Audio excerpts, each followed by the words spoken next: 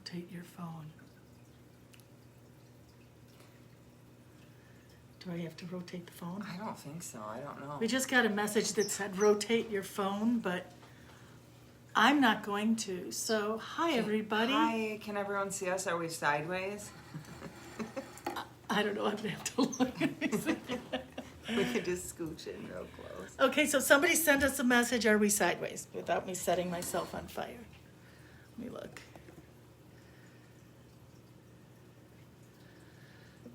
Are we okay on side like this? Side by each? There we go. I think I did it sideways last time. So, hi. Hi. Happy Sunday. Here we are again. I'm back home at my house in Cadillac, and I have with me my friend Stephanie. Oh, look at that light across. I like it. You like it's that? Perfect. Ooh. And And this one. Yeah, we have two candles here, and we also have the storytelling candle. It's going on here. So, happy Sunday. Happy Sunday. And we are still in the great plague of 2020-21. And so during the plague years, we're still telling stories. So tonight, I've asked Stephanie, this is my friend Stephanie. Hi, everyone. And I've spoken to Stephanie multiple times about spooky things, and she's very spooky herself. So I asked if she would come and tell us some stories about some of her experiences. Those of you who are aware or have been listening to these stories for a while remember the story about the house on Piety Hill in Howell when Carrie Martin was here and spoke about her house, and we talked about the grief eater and doing all that. Well, Stephanie was part of that team. I was there, yep. She was there. So she is someone who is very gifted and just a real wonderful human too. So, so I'm going to let her talk a little bit about, I think you wanted to first, what did you want to talk about first? You want to talk about? We can talk about the Harris Street house. Okay, all right. So I lived in a house on Harris Street. I would have been in my early 20s, and it was a whole group of people. This house is like 7 bedrooms, I think, 2 staircases, 1 grand staircase leading from the front, and then 1 from the back. It had 2 living rooms, a small galley kitchen. Very, very old. I never did look in to see what year it was built, but it was in one of the old Victorian homes on Harris Street. But I lived there, and there was always a presence there. I would say for the first maybe month or so, I never saw anyone. I could just feel like a female presence there. Very strong female presence. There was always a lot of people around in that house. I had a lot of roommates, but there were a lot of people always coming and going, so rarely ever was I there alone. But at night, when it was quiet, is when most of the activity would happen. There was always footsteps that you could hear in the attic. I never went into the attic, but from where my bedroom was, I could always hear someone walking around. And I had a small bedroom. I had my actual bedroom, and then across the hall I had like a small closet that I kept all my things in, and my stuff would be moved around in there all the time. I felt like this presence wanted something from me, which as young of an age I was made me really uncomfortable because I didn't know exactly how to communicate with her, and at that time I wasn't really sure that I wanted to. But I would see her at night. There was a really long hallway upstairs, and my bedroom was at the very end. It was a small staircase. It was the maid's quarters is where my bedroom was. And down the long hallway at the very end, it was more open because that's where the open staircase was, like the grand staircase. And I would see her, and she always had like a white, I think it was a nightgown, like 1800s, early 1900s, long hair, long blonde hair, and I feel almost uncomfortable talking about her right now. She would, when I would see her, it was as if she were at the other end of the hall and then immediately right next to me, which made me feel really uncomfortable. I felt like she was trying to get something from me, and I always have to go to the bathroom in the middle of the night, and I would always, when I would get up, I would see her, and I didn't want to, so I would go in. When I would walk out of my bedroom, I would keep my head down just so that I could see my feet enough to walk to the bathroom door. Luckily, it wasn't too far away from where my bedroom was, but I just did not like being there by myself. But one night when we were there, I was asleep, and I could feel, you know, when you're in like that half sleep state, you're like starting to wake up, but you're not fully awake yet. I could feel this heavy, heavy pressure on my body, almost pinning me down, and I felt a definite presence there. At the time before I was fully awake, I assumed it was my boyfriend at the time, like waking me up in the middle of the night. But as I was coming to, I was able to open my eyes, and I just saw darkness on top of me, and it was so heavy pushing down. I couldn't talk, I couldn't move, I could just open my eyes. I was trying to scream, but nothing was coming out, and that lasted for moments. I felt almost internally like I was battling something to keep whatever this was away from me. Finally, I was able to move, and I woke up my boyfriend, and that was enough for us to find a new place to live. It was only within a few days that we ended up finding a new house and moved. I always felt a little uncomfortable in that house, but after that I was ready to be gone. Do you think that was her, or do you think it was something else? I don't know. I know I've heard of like sleep paralysis where it can wake you up, and that has happened to me before, and it can be scary, but in this instance it felt like a presence, like something was... I didn't actually see her in the white or anything. I just saw darkness above me. So it could have. Yeah, because very often when you have one ghost in a place, there's other energy that accompanies it. Yeah. I mean, the basement in that house I never wanted to go into. I had only been down there twice and immediately felt like this need of like throwing myself back outside, like just not being down there. So it easily could have been something like that. Maybe what she wanted from me was to warn me of something else. Who knows? Yeah. Being as young as I was just uncomfortable with her. And you've always been able to, you've always been aware of other things. Yeah. You know, even from early childhood, I wonder if, you know, when you talk about her far away, and then she's all of a sudden right there, is she right there for you? Could have been. I never thought about it in that way. She could have been.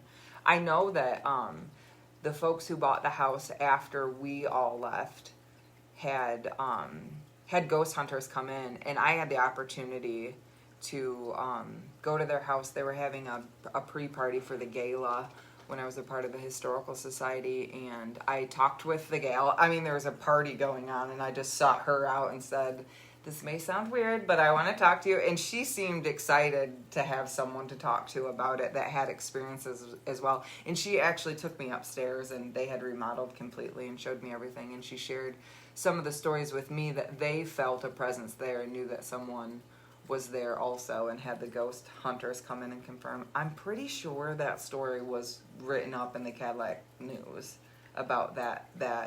What did they ghost. find? Did they get any? They evidence? did find something. I don't remember what. Like that they did confirm that there was supernatural activity going on in that house, but I don't remember exactly what it was or what they found. But I mean, I knew it was real and I knew it was there. I always tell people they don't need to believe it to make it true. That's right. Boy, that's the truth. You don't have to convince anybody No. that this stuff is real. It just, it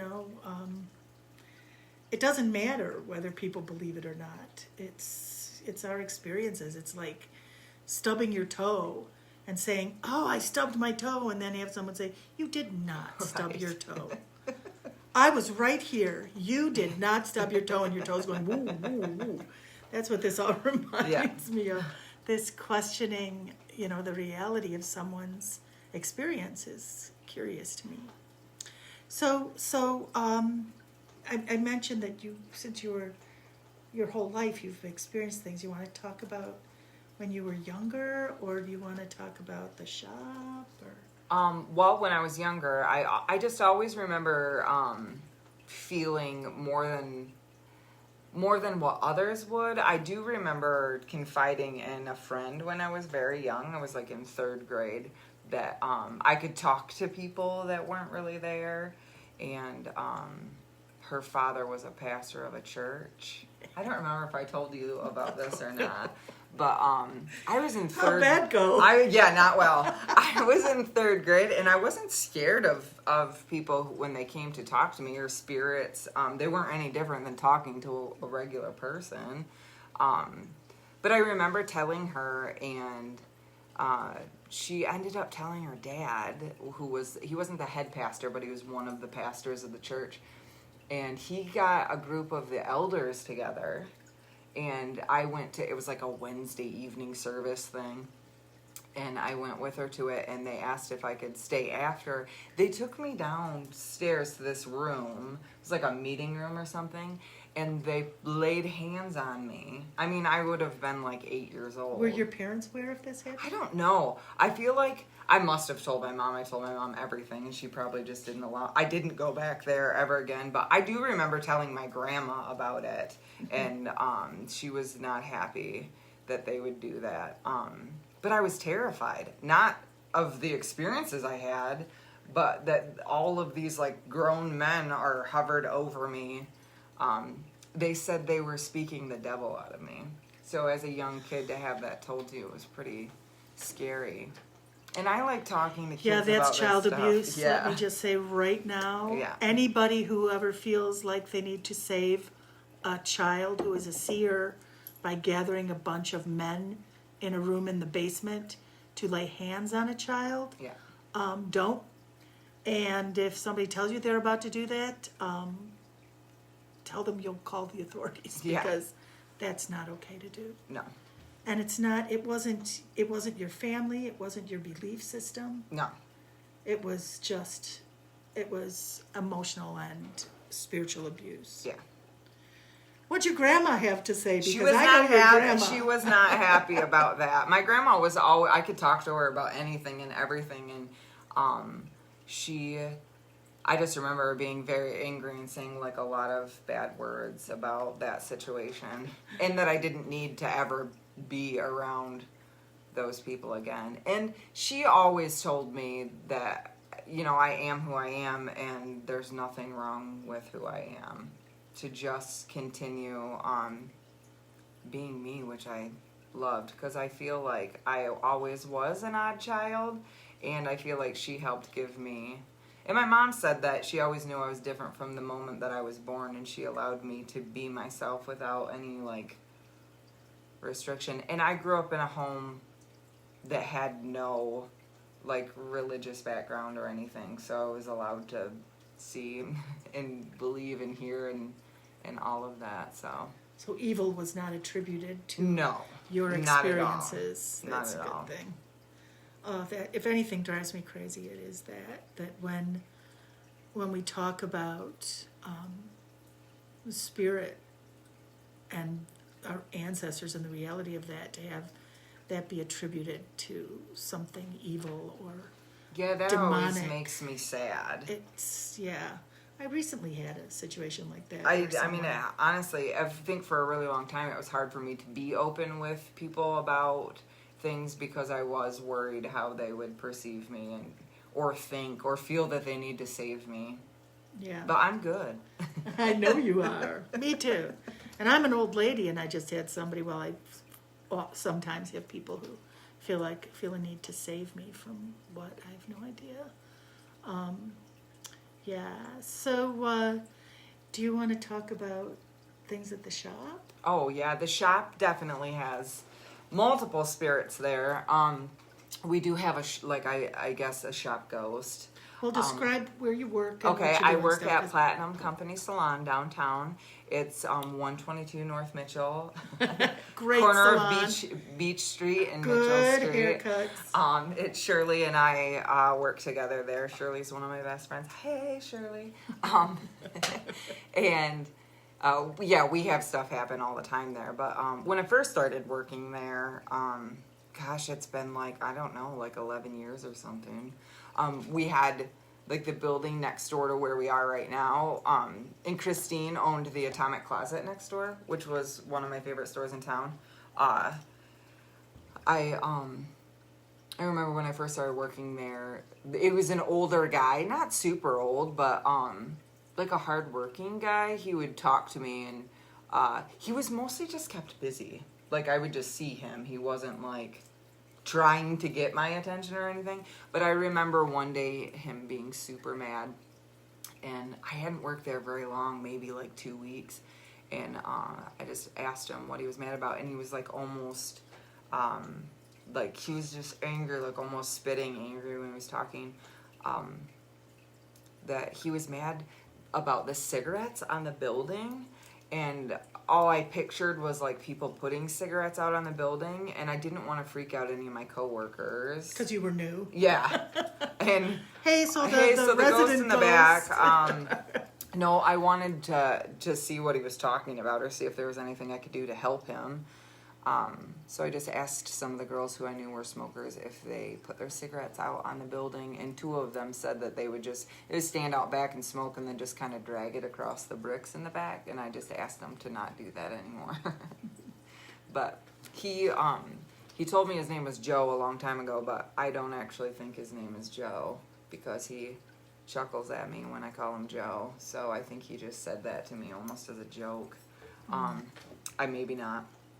But I think he at one point was like the keeper of the building, because he's very proud of the building. He's mostly in the back, which is where our like storage part of the salon is, and our dryer and stuff. But we've had a lot of other activity in there, I think, that is coming from other spirits and ghosts that come. I know when Christine had the Atomic Closet, there was a lot of stuff that happened there. We had ghost hunters come and stay. We stayed overnight with them while they did their investigation. But when Shirley and I are working, I know that if any clients are watching this or end up watching this, they'll attest to this, is we'll just be working and then all of a sudden the speaker will get like crazy loud and static. Like one of us has to run to it and shut it off or shut the music off real quick, and then we just turn it back on and it's fine. Sometimes that happens, well, like once a week, a couple times a week. Sometimes it doesn't happen for a few months, but I think we both know that there's been way more activity since we came back from quarantine.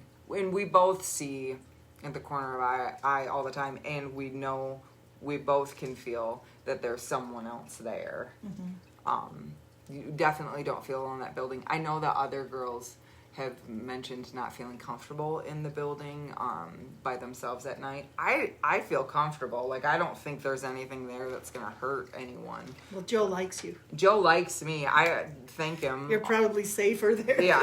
Yeah, for all the things that he does. But I remember one instance that always sticks out in my mind, because it was me, Shirley, and Lexi in the back room, and the color bowls were stacked up on one of the shelves, too high for me to reach in. But we were just standing there talking, and then all of a sudden the entire stack just, like, not just fell, but like shot across the room. So that was just, I think, confirmation for... Well, you were both standing there? Yeah, yep. Is this recently, or...? No, that would have been when we still had the salon on that side. On the other side. I think I was pregnant when Lexi worked there, so it would have been like 2012, probably, somewhere in that area.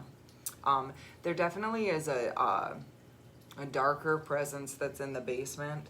I don't I'm not scared of it. It just makes me uncomfortable. Like when I go into the basement, it's really hard for me to breathe.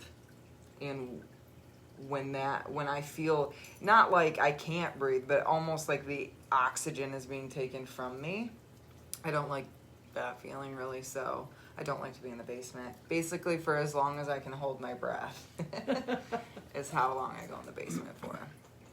I remember when the salon was on the one side and Atomic Closet was on the other, and the Atomic Closet was a vintage clothing store, and it was antiques and vintage clothes, and the back room there, which is where the salon is now. Yes, our salon now. Had I remember Rachel, I think, said, "You got to come to the store. It's so cool," and went in there, and it was like this instant, it was like, like somebody pulling my ear, look here. I just felt like this, like a plethora of energy or entities that were just grabbing my attention. I'm trying to look at stuff and calm myself down, and I put I just calmed myself down and just didn't listen to everything.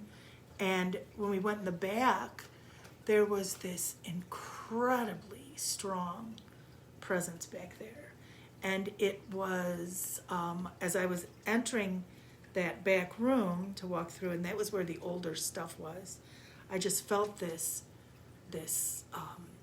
like a crushing in my chest, like my heart just being squeezed.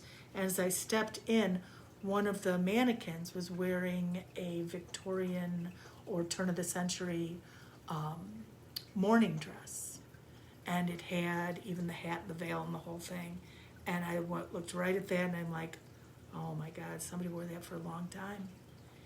And that was what I was feeling. And it just, the energy from that just permeated the whole area.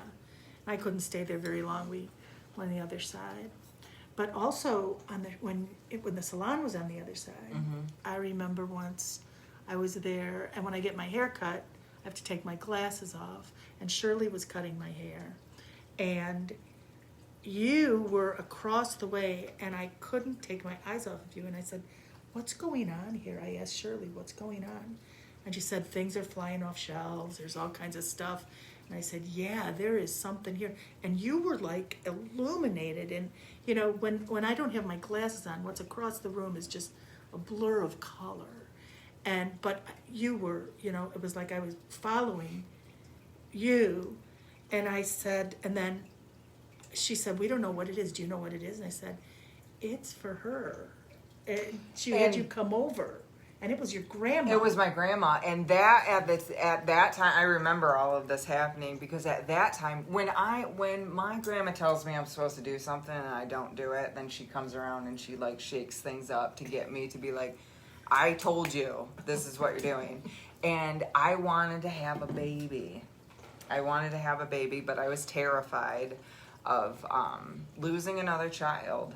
So I knew in my heart that I always wanted to be a mother, and I knew that I was going to. I had confirmation a few years before that I would have a son named Thomas someday. So I always knew that he was there somewhere to come to me, but I was so scared to allow myself to get pregnant. And it was shortly after that I ended up like, so the whole dramatic surrendering, and then I was pregnant.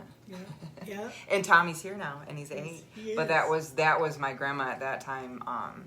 Like slap it on the back of the head. She like, was girl. She kept pulling your hair, and I remember telling you I had no idea what it was about, but I said it's somebody that everybody says you are like her. Yeah.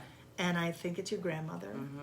And I told you that she says, not to worry, everything will be okay. And that was what she said, and that was like my mantra I've had, that I've lived by, is like, even when the worst thing happens, everything's gonna be okay. And she's always been with me and has surrounded me.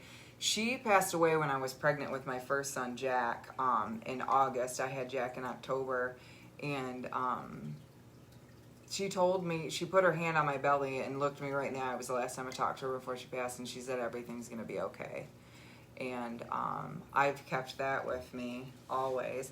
And when I did surrender and was able, because it's my belief that until I allowed my spirit and myself to be ready to bring Tommy to me and into the world, I had to have peace with that 100%.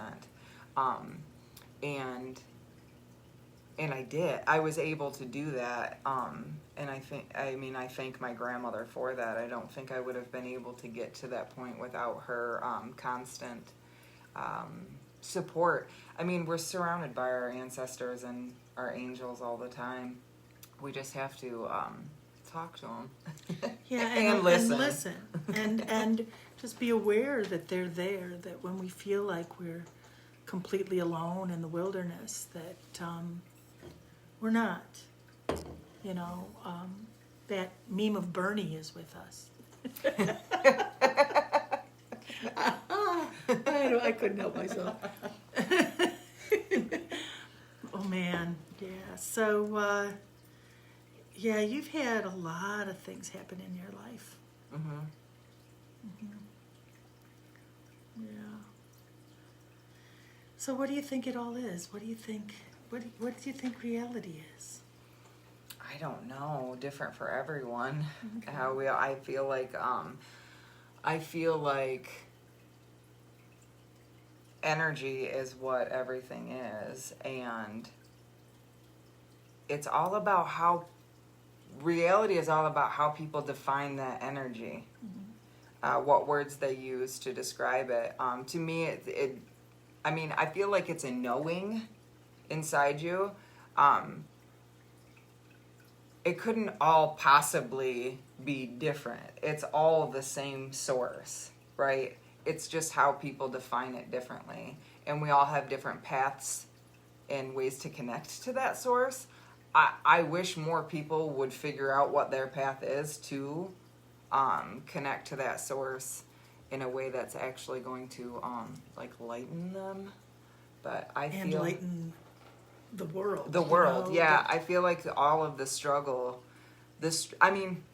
I do believe in light and dark, and I don't believe that it's all good or bad necessarily. I believe that it all is, and darkness wouldn't exist. Light wouldn't exist without darkness, and darkness without light. But there has to be that balance, and I just believe that if more people were aware, like consciously aware of the energies that they are and that are around them, and just the energy in your own thought and your words and everything, that we could all live in a more peaceful way.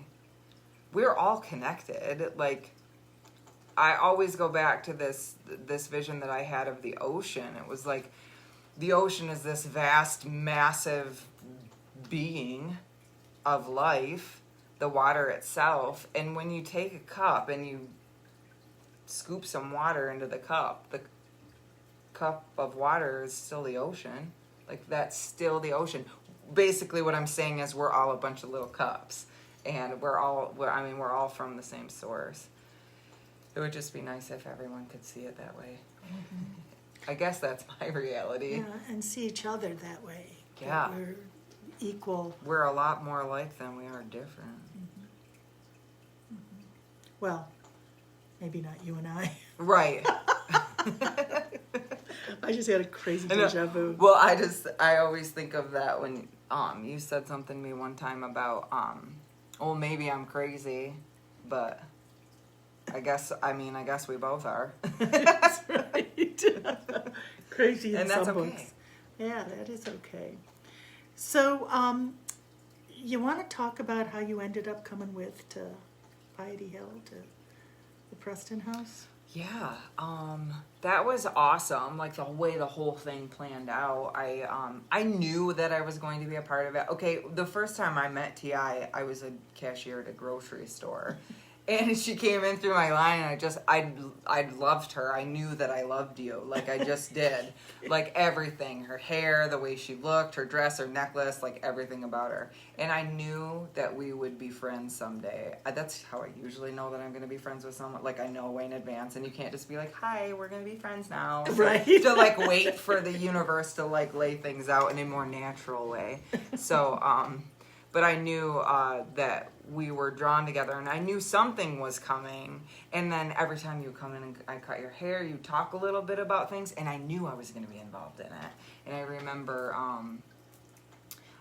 when you asked me like if I would be a part of it, and I said yes because I already knew I was there. And I remember me, you, Nancy, and Ruth Ann gathering and kind of talking about like what our game plan was, sort of what our roles and everything were. And I already knew what my role was. I think it was like because of the woman who'd lost her children, and I knew that the purpose of us going was to move this grief eater, and I knew that it was going to be my role to help pull it away, because I had the same grief that this grief eater, through this woman's grief, through all dimensions of time, the grief eater continually fed off her grief. And I knew that I shared that same grief with that spirit. So if we were going to be able to help it move, that it needed someone. Something familiar. Yeah. Something it to recognized, like lure it, right? Yeah. And it was a taste it had become accustomed to. Yeah. And not only was I like okay with that, I was like ready for it. It felt like it gave my grief more purpose. Not that I lost my child so that I could do that, but anytime that something in your life happens that's difficult, if you can do something with it, it does give you a sense of purpose for that pain. And I felt like it was my duty or like my calling, I guess, to be able to do that. And I felt like crazy honored that I got to be a part of it with you and Nancy and Ruth Ann. Like, you guys are all like the shit. And I was stoked that I got to be. And I remember you telling me when I remember thanking you guys and being excited to be able to be a part of it. And you said, "You have no idea how powerful you are." And it was that moment that you said that to me that I started thinking, yeah, I should probably figure that out. Good. Start seeking out some more things. So, good. Yeah. The day we went, so we prepared for months. We did. Well, we had one date. Yeah. That fell through. Yeah. And I had a different team that was going to go down. And the date fell through, which was really good because I put my head into it instead of letting my guides lead. And so I was thinking that it would be best to do this on a new moon, on a dark moon. Right. When there wasn't light, where we could be stealthy. And everything just fell apart. It wasn't going to work. And you and Jerlyn and Ruth Ann I'd asked, and Maria and some others were going to be home with a candle for illumination. Yeah. And first of all, like keep it in shadow, and then illuminate at the last minute. And I had this whole thing that I figured out in my head, which was not. I learned. I still do sometimes, but I catch myself. But it all fell through. And then all the people that were going to do that with us weren't able to, because it was like almost a year later. Yeah, that we did. And do you remember the date that we ended up picking? So was it a full moon? It was a full moon. So it was in a full November. moon that we ended up picking, and so the date was November 4th, which was the day that we buried my son. And The anniversary of of the burial of Jack. So it was I mean, that to me was confirmation that we were on the right track. Yeah. That it fell on the exact, that day. Yeah. But and we met together up here. And what we did is we started preparing our roles in secret. First of all, putting up a protection so that the being that we were needing to move was not able to see what we were doing.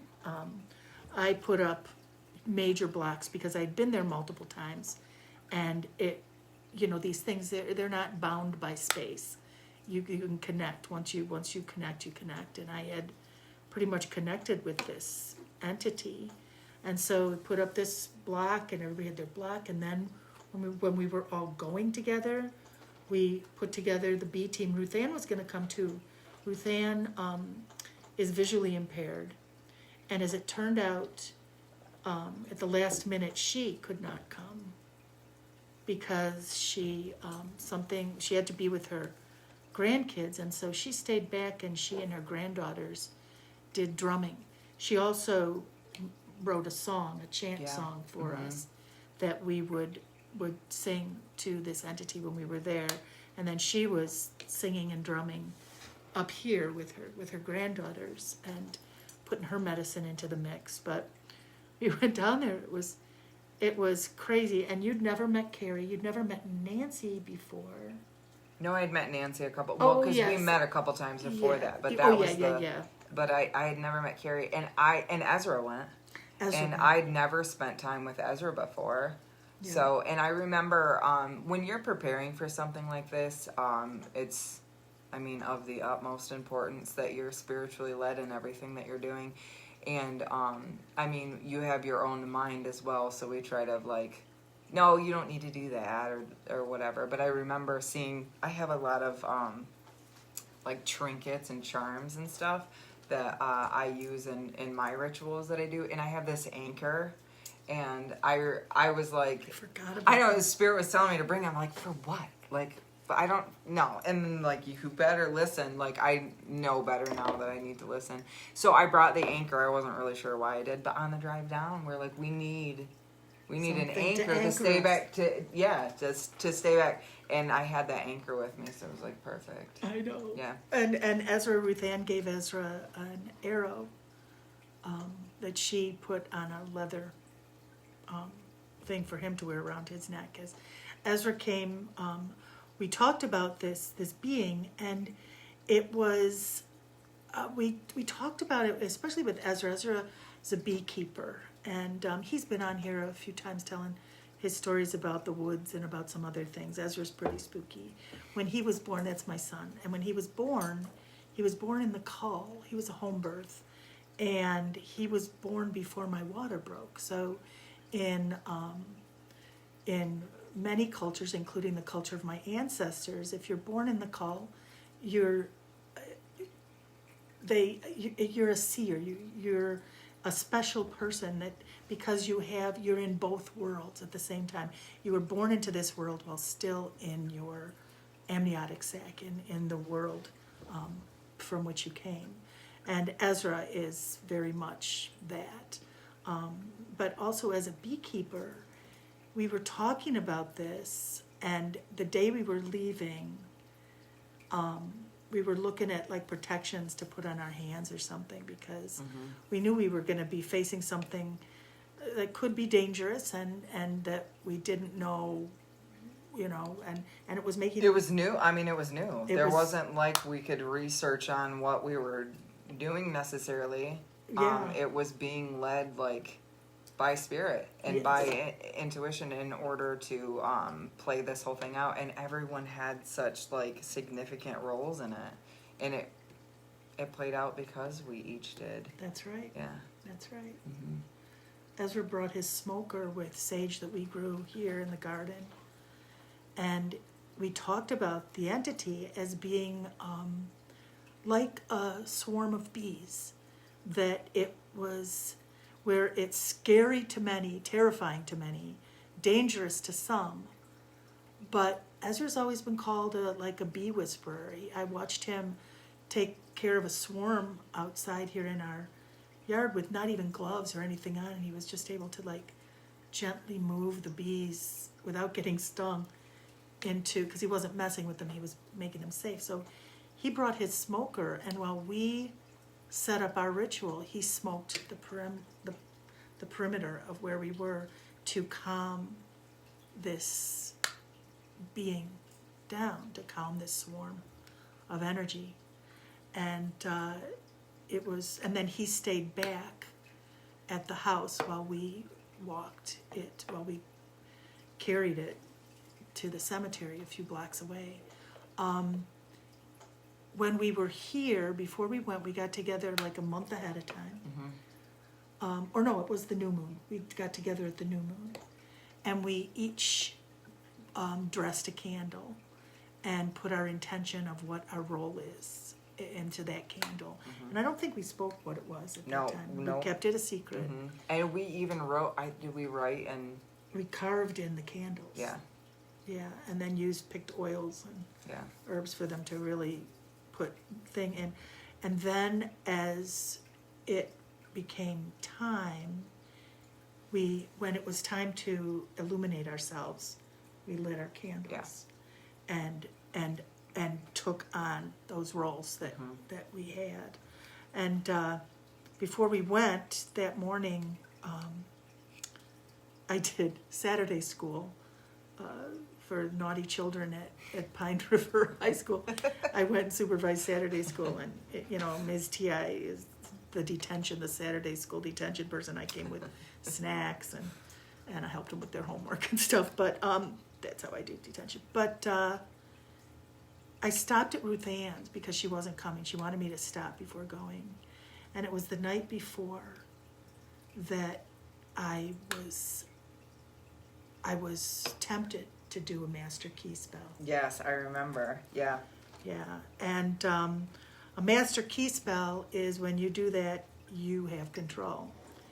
And I had this terrible dream. That was when my grandfather woke me up. And I had this dream of these three. I found the keys. The keys just appeared. You need 3 skeleton keys to do this spell. And I didn't have any, and I was like, oh, I'll go look at the antique store or someplace. And they just showed up, like, over the week that I was contemplating doing this spell. And, like in my desk at school, found one on the floor. And then that night, I found the third one in the candlelight on my dresser. And I have no idea how I got there. So I placed him in position to do the master key spell in the morning, and then had this terrible dream and was woken, like shaken awake. And I was like, stop it.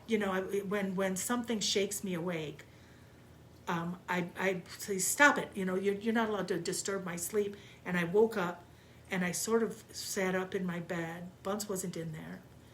And at the foot of my bed was my grandfather. And he just looked at me and he said, don't do it. It knows your name. And then he was gone. And the candle was lit on my altar. And I could see the shining in the keys. And I was like, holy crap. This is wrong. So I took them all. I always keep red flannel. I stitched them up. I got out of bed. I put the keys and the oils and stuff inside red flannel and stitched it all up, and it's still in its hiding place upstairs in a special box inside the red flannel with some red brick dust. And I was like, that was skin of my teeth. If I would have tried to control this thing, it would have been, Era had dreams of me standing there and pieces of me flying off of me, and this thing saying she's not coming back, and she tried to tell me that, and I'm like, I'll be fine, and then I had this dream, and then all this.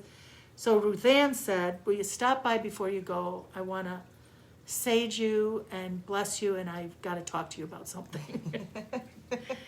And I said, oh, yes, please, because I've got to talk to you about something too. And so when I got there, she did the sage ritual and stuff with me, and then I said, what did you want to say? She said, well, you tell me first. And I told her what I almost did, and I said to her, I have to get out of my head and out of my ego and allow myself to be led and not to be in control of anything. That I have to not be in control of this. She says, oh, I'm so glad you said that. Because I was going to tell you that your Achilles heel is your ego, and be careful that doesn't trip you up. And so I was so grateful to my grandfather and Ruth Ann and my everybody. I do remember through all of that, like feeling like there wasn't like we had a plan, but it wasn't set yet. We played it by ear. Yeah, we and I feel like it was on the drive down. That's when I knew all along that it was going to work out and that we were doing what we were meant to do. I just didn't know exactly how. Right. It's like just having faith to take that next step, and then the stone places under your foot the moment, like when you need to, and that's just how it all fell together. Yeah. That's It was a lot of things. But all of the people, like every one of had us, to. yeah. And it was during that time, Geraldine and I hadn't been connected in quite a long time. I mean, she moved out to Mesick. I was here. I was working all the time. We hadn't really spoken to each other in years. And she had a dream, and she woke up with messages for everybody as well. And that is when Geraldine and I had our reconnection back to each other. Yep. It was a crazy experience. It was. It was a cool experience. But we did. We played it by ear. We met first at a restaurant. Uh-huh. Busy restaurant in Howell. And we had a piece of birch bark Oh, yeah. that we put in the middle of the that. table because we did a ghost supper. Yeah. We honored the ancestors with a ghost supper. We all ordered our food. And we placed put a our- piece of yep. food on the ghost plate. This birch bark on the table. And nobody batted an eye. I don't know. It was very unusual. Well, the whole walk there. Well, the whole walk there, we weren't there. Yeah. Yeah. I mean, what my purpose was to lead it, to help pull it, and I just tapped into that deep grief within me, and I just sobbed the whole way. And did you hold could the you plate, or imagine? did Carrie hold the plate? No, you had the breadcrumb trail. Yeah. Because I had was gotten leading. rose petals from a funeral at the cemetery the spring before. And dirt. So I'd gotten rose petals and cemetery dirt, and I'd saved it for this. And so you had a basket with that all mixed, and you were dropping that was the breadcrumb trail, and you were the breadcrumb trail. Mm-hmm. And then Carrie was walking next to you with the ghost plate. Yeah. So, and you're sobbing, and Carrie's holding this plate, and we're walking down the street, and I am... In a neighborhood, this is a neighborhood of this houses and cars. Yes, and people. And people. And voices. And we stepped off, and as we started to step off the property, off of the edge of where this thing could be, I felt this pull. And Nancy was, so there ahead, then I was walking with my cane, and Nancy was behind me with her hands up because she was keeping the energy moving forward so that it wouldn't go behind. And we started to step off, and you two were still walking and said, wait, stop, wait. It wasn't coming. And Ezra came behind and smoked some more. Yeah. And then I felt this step, and it felt like walking through a gelatin. The dragging it was like 3 blocks max. But it took forever.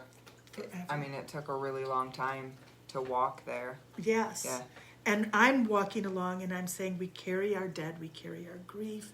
And you're up dropping stuff, and Carrie's holding the thing, and Nancy's behind with her hands up. And here are these women walking down when all of a sudden there's this kerfuffle behind us, and Nancy says, there's people coming up behind us. And I said, just keep walking. Just keep walking. And they didn't see us. Mm-mm. They came up right behind. I think they could have walked right through us, but they crossed the street right like 3 feet behind Nancy and went over to a car, and they were selling drugs or something. I'm pretty in the sure car. that's it was probably there was money and little bags exchanged right there, and without just right out in the open with us. Right there. Yeah, Yeah. with the 4 of us, 1, 2, 3, 4 of us right there, and we just kept walking. And this thing was, I felt this entity behind, and I felt like I was carrying it, and I was just, trudging through this thick something, and it felt like being in a funeral procession, and stepping off the property, I felt this little girl in a black dress come next to me and reach out for my hand. So I'm walking with my cane, and I'm holding a ghost hand with the other hand, and we walked there. We got to the cemetery, and then the police came and shone the light and didn't see us. Yeah, didn't see us at all. We stayed there for a while, and it finally came with us. It changed. We had planned to go straight ahead. I mean, you could see the entrance to the cemetery probably 200 feet ahead of us, and the thing disappeared down a storm drain. And I was afraid that we were at an intersection. Okay. Yeah. I was afraid it was going to hightail it back. And I said, it's gone, wait. And then all of a sudden, I felt it moving through the drain. It took a sharp left and was heading down a street adjacent to the cemetery and entered right at the old part of the cemetery, right where the Prestons were buried. Yeah. And as soon as it hit that, it just dissipated, and the weight was gone, but the heaviness of the whole thing was there. Then we got locked in, and the cop came and locked the gate. But on the way back, what we noticed, you and Carrie were walking up ahead, and Nancy and I were walking behind together talking, and every house you passed had motion lights. And I said to Nancy, do you see that? And she said, what? And I said, watch. And you hit another driveway and the motion lights went on. I said, were there any motion lights on our way there? And she said, no, there weren't. I said, that's because we weren't here. Yeah. That was what the anchor was for. And Ezra was watching for us, and his job, if we didn't come back after a while, was to call us back, not to try to come find us, but to call us back, because I think we slipped into a different dimension. I think so too. I don't understand how else it would be able to be explained. Yeah. And then the next day we all felt like we'd run a marathon. Oh yeah. I mean, I was out of it for a while actually. It was quite a while because we met. It was a week after, 2 weeks after, a week after to like debrief. Yeah. And we had other people the people who we were at Ruth Ann's. Right. She was home remote, like working with us, and Geraldine too. And I still, because I ended up.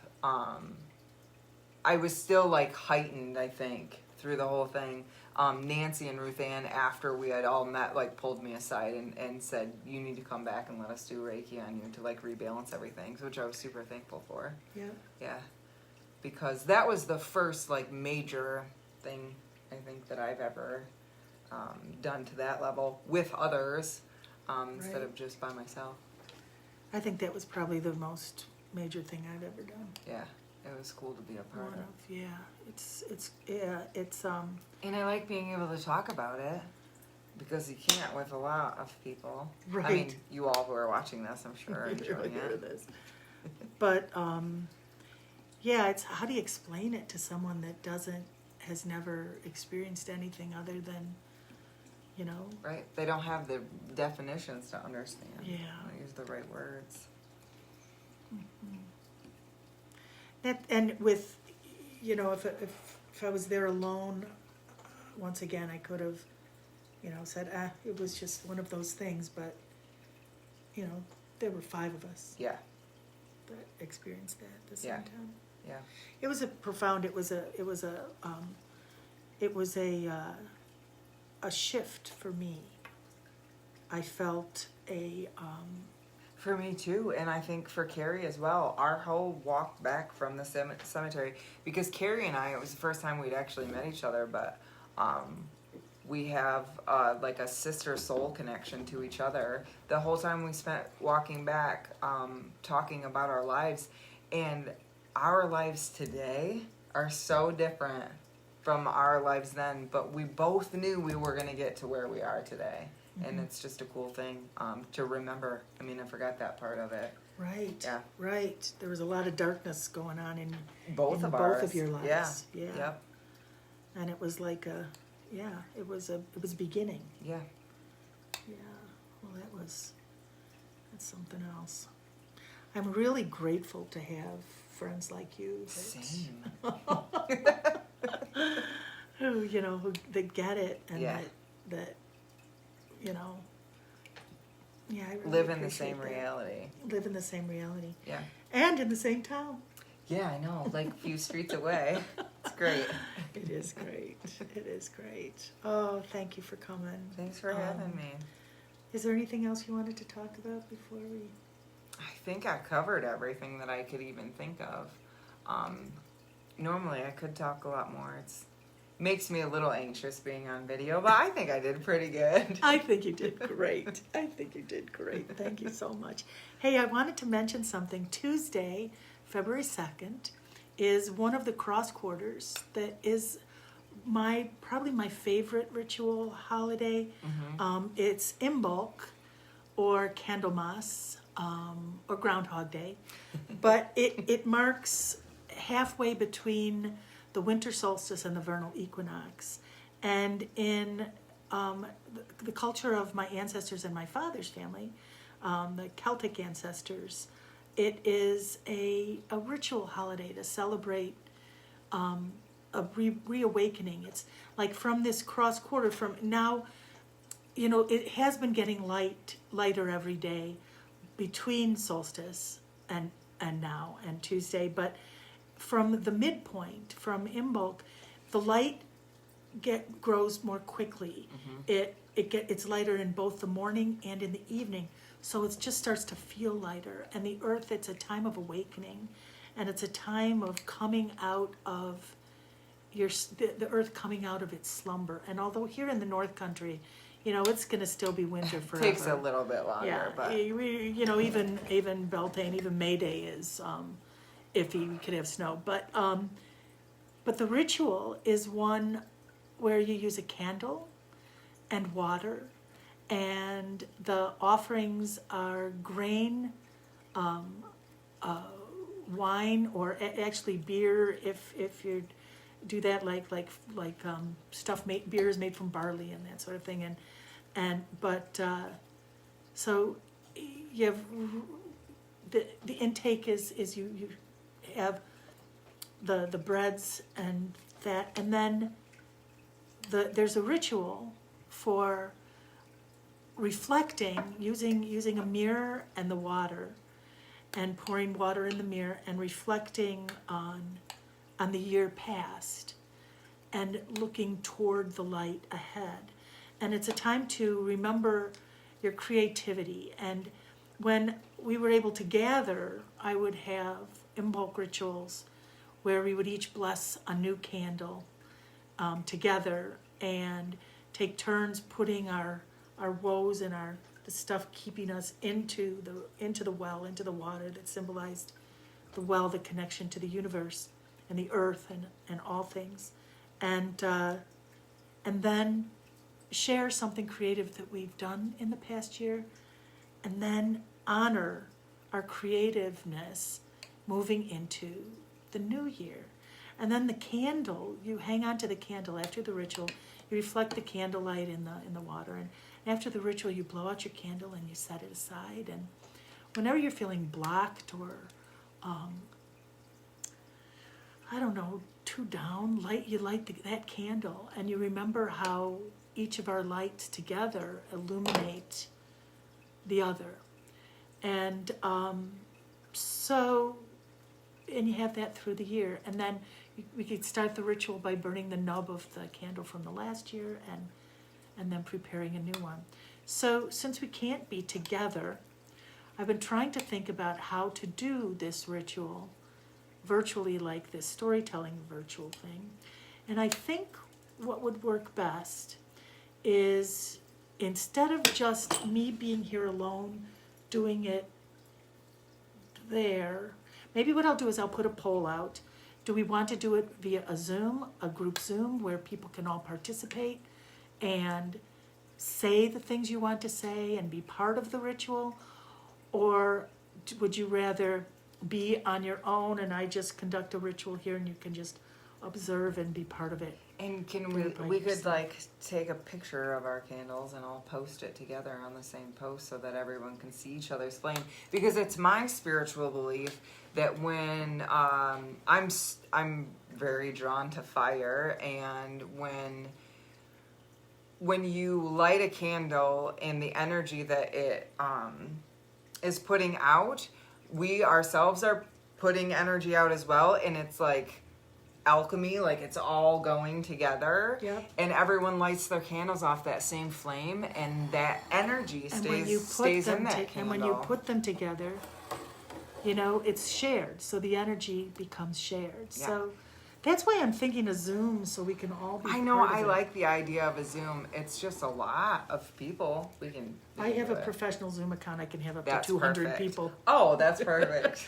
So, so maybe that's what we'll do. I You like think we should do a that. Zoom? Okay, Yeah. so what I will do is I will post an invitation, and I will, if you are interested, what you can do is put your name in the comments. And I found last time I did the Yuletide Zoom Storytelling Fest, I didn't get a lot of people that sent me their email. I got a few, and I emailed the Zoom link to them. But there were others who just said, I want to do this. So I went to Messenger and just sent the Zoom link via Messenger. I do not want to post a public Zoom link No. because who knows, maybe that guy that had you in that church basement will show Right, up. exactly. I because I do believe that like energy attracts like energy, and that if we're all focused on the same thing, then that's what we're going to get back from it. So it's good whoever is watching and is interested in it, then You could be part of that. yeah. And I'll do that this evening. I won't go to bed before that's done. And so watch for that. And I'll see you Tuesday, hopefully, those of you who want to be part of this. And thank you. And I know I'll see you Thank Tuesday. on- Yep, I'll be there on the Tuesday. Zoom. All right, folks. Be well, stay well, wash your hands, wear a mask.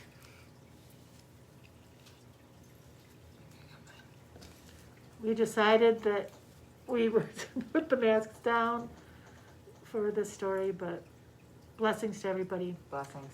See you on the flip flop. See you Tuesday. See you Tuesday. All right, let's see if I can shut this off without falling down. What are the odds? Oh.